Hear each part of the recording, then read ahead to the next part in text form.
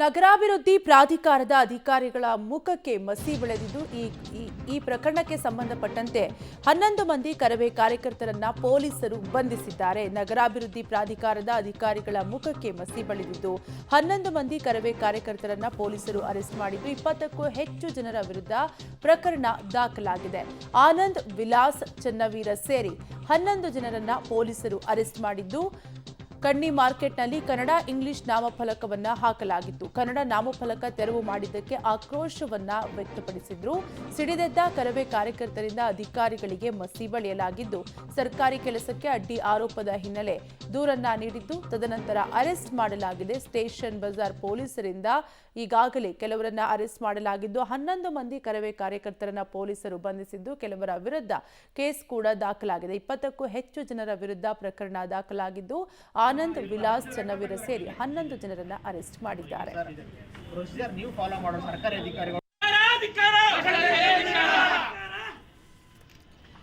ನಗರಾಭಿವೃದ್ಧಿ ಪ್ರಾಧಿಕಾರದ ಅಧಿಕಾರಿಗಳ ಮುಖಕ್ಕೆ ಮಸಿ ಬಳಿದಿದ್ದು 11 ಮಂದಿ ಕರವೇ ಕಾರ್ಯಕರ್ತರನ್ನ ಪೊಲೀಸರು ಅರೆಸ್ಟ್ ಮಾಡಿದ್ದಾರೆ.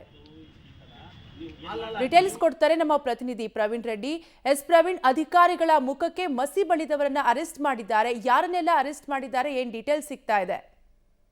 ಕಾವ್ಯ ಏನಂದ್ರೆ ಕರವೇ ಕಾರ್ಯಕರ್ತರಂತ ಆನಂದ್ ಸೇರಿದಂತೆ ಒಟ್ಟು 11 ಜನ ಏನಂದ್ರೆ ಈ ಕರವೇ ಕನ್ನಡ ಪರ ಸಂಘಟನೆಯವರನ್ನ ಬಂಧನ ಮಾಡಿದ್ದಾರೆ. ಪ್ರಮುಖವಾಗಿ ಏನಂದ್ರೆ ಕಲಬುರಗಿಯ ಒಂದು ತರಕಾರಿ ಮಾರುಕಟ್ಟೆ ಆದಂತಹ ಕಣ್ಣಿ ಮಾರುಕಟ್ಟೆ ಏನಿದೆ ಅದಕ್ಕೆ ಕನ್ನಡ ಹಾಗೂ ಇಂಗ್ಲಿಷ್ ನಾಮಫಲಕವನ್ನು ಅಳವಡಿಸಲಾಗಿತ್ತು. ಅದಾದ ಬಳಿಕ ಏನಂದ್ರೆ ಒಂದಿಷ್ಟು ಟೆಕ್ನಿಕಲ್ ಸಮಸ್ಯೆ ಹಿನ್ನೆಲೆಯಲ್ಲಿ ಅವು ಉರ್ದು ನಾಮಫಲಕ ಕೂಡ ಹಾಕಬೇಕು ಎಂಬ ಒಂದು ಬೇಡಿಕೆ ಕೂಡ ಹೆಚ್ಚಾದ ಹಿನ್ನೆಲೆಯಲ್ಲಿ ಕನ್ನಡ ಹಾಗೂ ಇಂಗ್ಲಿಷ್ ನಾಮಫಲಕವನ್ನು ಕೆಳಗಿಳಿಸಲಾಗಿತ್ತು. ಸೊ ಅದಾದ ಬಳಿಕ ಉದ್ದೇಶಪೂರ್ವಕವಾಗಿ ಕನ್ನಡವನ್ನು ಟಾರ್ಗೆಟ್ ಮಾಡಿಕೊಂಡು ಈ ರೀತಿಯಾಗಿ ಕನ್ನಡ ನಾಮಫಲಕವನ್ನು ಕೆಳಗಿಳಿಸಲಾಗಿದೆ ಅಂತ ಹೇಳಿ ಇವತ್ತು ಅಂದ್ರೆ ಕಲಬುರಗಿಯ ಕೂಡಾ ಕಚೇರಿಯ ಮುಂಭಾಗದಲ್ಲಿ ಕರವೇ ಕಾರ್ಯಕರ್ತರು ಪ್ರತಿಭಟನೆ ನಡೆಸ್ತಾ ಇದ್ರು. ಆ ಒಂದು ಪ್ರತಿಭಟನಾ ಸ್ಥಳಕ್ಕೆ PWDಯ ಒಂದು ಸಿಇ ಆದಂತಹ ಅಮೀನ್ ಮುಕ್ತಾರ್ ಅವರು ಕೂಡ ಸ್ಥಳಕ್ಕೆ ಬರ್ತಾರೆ. ಈ ಸಂದರ್ಭದಲ್ಲಿ ಅವರ ಮುಖಕ್ಕೆ ಮತ್ತು ಕೂಡ ಕಮಿಷನರ್ ಅವರ ಮುಖಕ್ಕೆ ಏನಂದ್ರೆ ಕಪ್ಪು ಮಸಿಯನ್ನು ಬಳಿಯಲಾಗುತ್ತೆ.